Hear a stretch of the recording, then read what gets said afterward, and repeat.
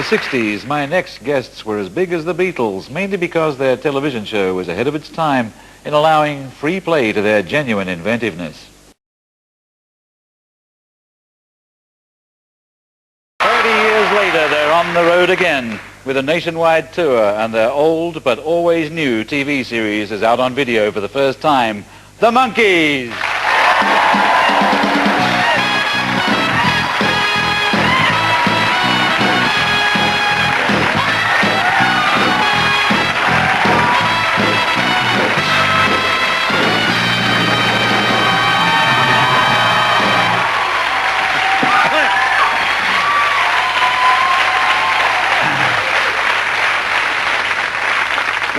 Were those TV shows as much fun to make as they were to watch? Yes. More. No. Yeah? Stuff you didn't see. Yeah.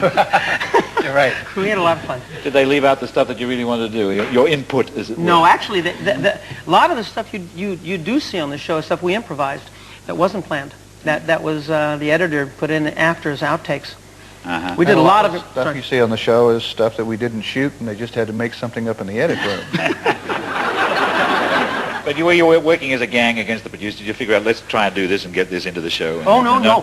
Quite the contrary. They were really part of the team. They set it up like that. They wanted us to explode. They created this little environment where we'd come onto the set from our dressing rooms, and they would go, "Here they come!"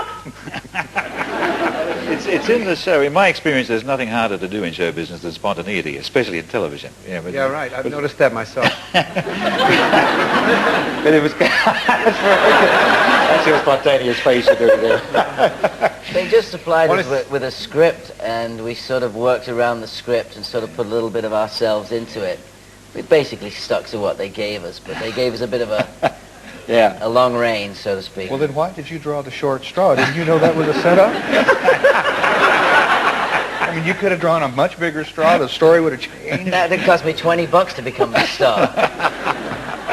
I think it started a lot of things. It started to loosen TV up, which is the way that TV goes. And now you're making, you've made a new TV show, and we've got a piece of it. Can we have a look at it? Here it is. Yes, here it is. Your new TV show.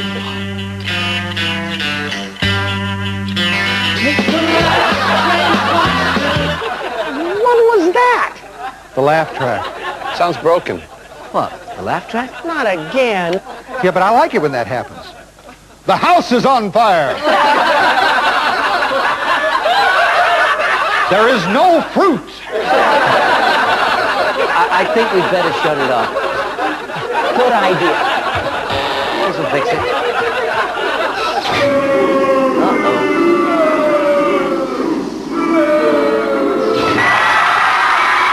This is really messed up.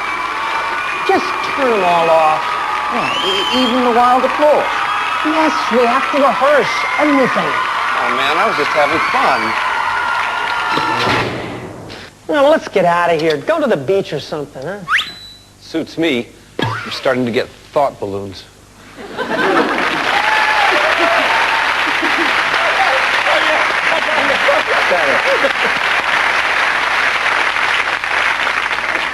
Take us back to the beginning. I bet you hate the very end.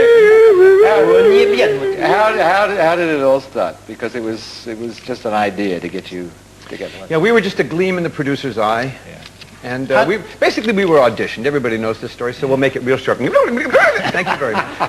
Well, very simply, the Monkees was a television show about a group, and we were cast as entertainers, not just actors, but as entertainers to play the members or to create the members of this Out-of-work rock and roll band. Of this out-of-work rock and roll band, and the strange and I think interesting story about the Monkees is the fact that after the show went off the air, we still continued as these characters in a way, being this band as if Leonard Nimoy had really become a Vulcan. If I could shoot that analogy in the head and say it's a little bit like John Cleese opening Faulty Towers.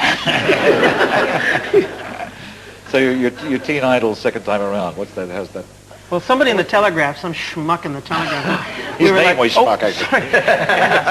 The Spice Girls grandfathers. I date one of the Spice Girls. I mean, come on. Do I look like Spice Girl grandfather? Well, yeah, actually.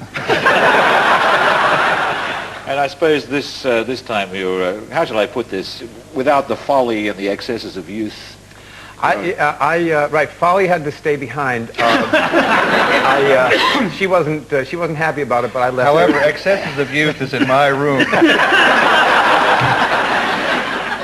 Now, Jimi Hendrix opened for you in the States, right? Remember, how did that Poor happen? Jimmy. Yeah. Oh God, it suffered. How terribly he suffered. It happened that Mickey saw them at the pop festival, Monterey Pop Festival, and he thought Jimi Hendrix was a pretty crazy-looking guy and very much a vaudevillian in a sense, you know, playing the guitar with his teeth and doing all kinds of weird things. But he dressed up, you know, and got ready for the act just like every other entertainer. He was theatrical, He was also from Mars, which was a big help.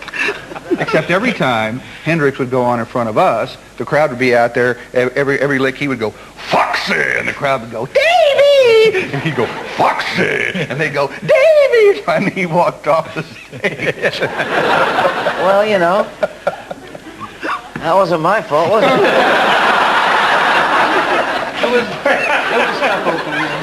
So you're back to play together for the first time in 30 years. So what do we expect to see when you're...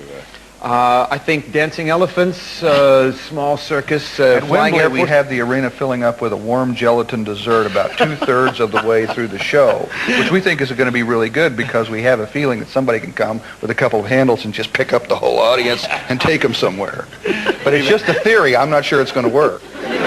We come out as a foursome. We play, you know, we're all dressed alike, and it's the Monkees, and we recreate the Monkees. We play for about 30 or 40 minutes, and then we go off stage, come back, do 4 solo numbers, where each one of us kind of does our roots stuff, and then we come back with an augmented band with horns and stuff and do some of the more produced Monkees numbers, and then if there's an encore, we take up a collection. Well, you know, Princess Margaret might come to the concert. She's still talking about you, I understand. You heard that story? Yeah, oh, yeah. Oh, you did, huh? We were Hilton staying at the shirt. Royal Gardens in Kensington, which is across the little alley from the, what's it called, the Kensington Palace, right? Yeah, The Kensington Palace. Yeah, and there's 300, though. 300 kids all day long. And the story goes that the producers got a royal note saying, could one please keep one's fans quiet while one is trying to sleep? It's time to stop. Thank you very much. The Monkees! Thank you, sir.